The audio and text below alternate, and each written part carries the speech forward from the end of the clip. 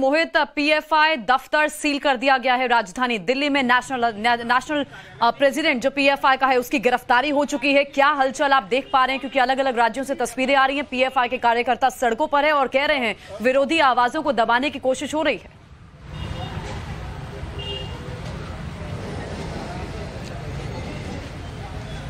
बिल्कुल, देखिए दिल्ली से 3 गिरफ्तारियां हुई हैं, जिसमें दिल्ली पीएफआई के हेड परवेज अहमद हैं, जिनको गिरफ्तार किया गया है। इस वक्त मैं पीएफआई के जो हेड ऑफिस है, नेशनल हेड ऑफिस में मौजूद हूं, जो शाहीनबाग इलाके का है। और यहाँ पे देखिए ये शटर को बंद किया गया है और यहाँ पर बोर्ड लगे हुए थे, उन बोर्ड्स को अब हटा दिया गया है। देर रात यहाँ पर एनआईए और ईडी की ज्वाइंट रेड हुई है, जिसके बाद यहाँ से ये सारे जो बोर्ड्स वगैरह वो हटाए गए हैं। ये पोस्टर्स देख रहे हैं, ये पोस्टर फटे हुए हैं, यहाँ पे पीएफआई के समर्थन के पोस्टर्स लगे हुए थे। और यहाँ से जो एनआईए को जो सामान मिला है उसमें लैपटॉप है, कुछ मोबाइल फोन्स है, कंप्यूटर है, हार्ड डिस्क है, पेन ड्राइव है और पंफलेट्स हैं, और मेंबरशिप बनाने की जो रिसिप्ट्स होती हैं वो यहां से मिली हैं। अब पिछले कुछ दिनों से लगातार पीएफआई का नाम सामने आ रहा था और सामने आ रहा था कि पीएफआई किस तरीके से फंड रेज कर रही है, किस तरीके से छोटी छोटी जो हिंसाएं हो रही हैं उनको भड़काने की कोशिश कर रही है। कई बड़ी घटनाओं के चार्जशीट में हमने पीएफआई का नाम देखा है। खासकर दिल्ली दंगों की बात करें तो उसमें भी पीएफआई का नाम सामने आया था और चार्जशीट में बाकायदा नाम दिया गया था। दिल्ली की बात करें तो दिल्ली में जहांगीरपुरी की हिंसा हुई थी, उसमें भी एसडीपीआई का नाम सामने आया था। तो ऐसी कई घटनाएं हैं। पटना के फुलवारी शरीफ में एक बड़ा ऑपरेशन हमने देखा पीएफआई के अगेंस्ट में, जहां पर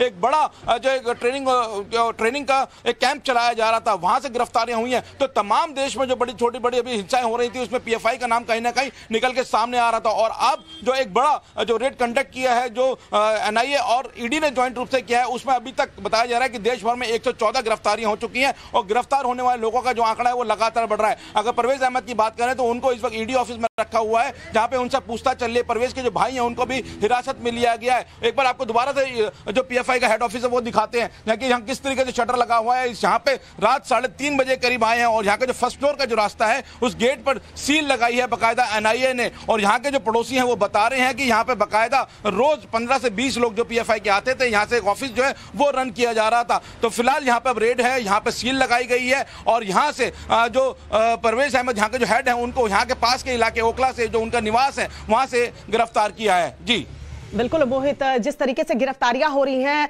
जाहिर सी बात है कि एनआईए और ईडी ने इसके लिए तैयारी पहले से कर रखी थी। और जो इंफॉर्मेशन टाइम्स नाउ नवभारत भी लगातार दे रहा है कि 1 हफ्ते पहले ही प्लानिंग हो चुकी थी। रविकांत समझना ये चाहेंगे कि अगर 1 हफ्ते पहले प्लानिंग हुई है और किस तरीके से एग्जीक्यूट करना है इसे, सीआरपीएफ की टीम को भी कह दिया गया था कि तैयार रहें और इमरान भी बता रहे हैं कि वहां भी सीआरपीएफ की टीम को इस्तेमाल किया जा रहा है क्योंकि हिंसा भड़क सकती है, विरोध प्रदर्शन देखने को मिल सकता है। तो जाहिर सी बात है कि लिंक मिले होंगे, दस्तावेज होंगे, इनपुट्स होंगे, उसी के आधार पर इतनी बड़ी रेड जो है 14 राज्यों में चल रही है।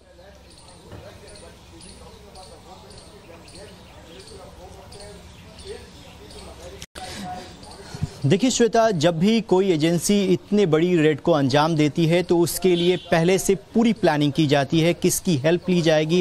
कोई भी इंफॉर्मेशन किसी भी लेवल पर अगर लीक हो जाती है तो पूरा का पूरा जो दस्तावेज इकट्ठा करने का, जो इंफॉर्मेशन इकट्ठा करने का प्लान होता है एजेंसियों का, वो असफल हो जाता है। इसीलिए ये मल्टीपल एजेंसियों का कोऑर्डिनेटेड सर्च ऑपरेशन जो है वो चल रहा है और इसमें जो तमाम जो बड़े ऑफिसर्स होते हैं उनको रखा जाता है। और होम मिनिस्ट्री लगातार इस बात को कह रही थी कि हाल फिलहाल के समय में जितने भी सांप्रदायिक दंगे हुए हैं या सांप्रदायिक माहौल खराब करने का प्रयास किया गया है, उनमें पीएफआई के लोगों का इन्वॉल्वमेंट जो है बड़ी मात्रा में पाया गया है। चाहे वो बिहार का मामला हो या दिल्ली दंगा हो, असम का मामला हो, रांची का मामला हो या राजस्थान का मामला हो, हर जगह पीएफआई के लिंक जो है वो पाए गए हैं। ऐसे में इनके ऊपर जो है ये जो कार्रवाई की जा रही है वो पूरी प्लानिंग के साथ की जा रही है। इस बात का भी ख्याल रखा जा रहा है कि इस रेड के दौरान जो एजेंसियां काम कर रही हैं उनको किसी भी प्रकार से कोई डिस्टर्ब ना कर पाए, उनके काम में व्यवधान ना मिले, इसलिए पैरामिलिट्री फोर्सेस को वहां पर डिप्लॉय किया गया है, उनको स्पेसिफिक जानकारी दी गई है। क्योंकि दूसरे राज्यों में हमने देखा है कि जहां पर रूलिंग पार्टी की सरकार नहीं होती है, आमतौर पर जो लोकल पुलिस होती है कभी कभी इंफॉर्मेशन लीक हो जाती है, इसीलिए लोकल पुलिस के साथ साथ पैरामिलिट्री फोर्स को यहां पर रखा गया और इस पूरे सर्च ऑपरेशन के दौरान अब तक बताया गया है कि 108 लोगों को लगभग डिटेन भी किया गया है। वो देर रात तकरीबन 3:30 बजे उनके अबुल फजल उनके घर से जो है वो हिरासत में ले जाया गया और फिलहाल परवेज जो है वो ईडी के दफ्तर में दिल्ली में मौजूद है।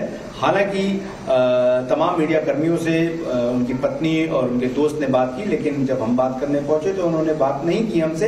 हालांकि हमने लगातार निवेदन किया, लेकिन इसी घर में जो है परवेज और उनके भाई रहते थे, उनका मोबाइल फोन और तमाम कुछ चीजें जो हैं वो साथ में ले जाई गई हैं। और इस बात को लेकर जांच हो रही है कि जो एक पूरा टेरर फंडिंग का आरोप है, अलग अलग कैंप लगाने का आरोप है जहां पर रेडिकलाइजेशन होता है, इन तमाम आरोपों की जांच करने के लिए आज ईडी ने देश भर में छापेमारी की है। और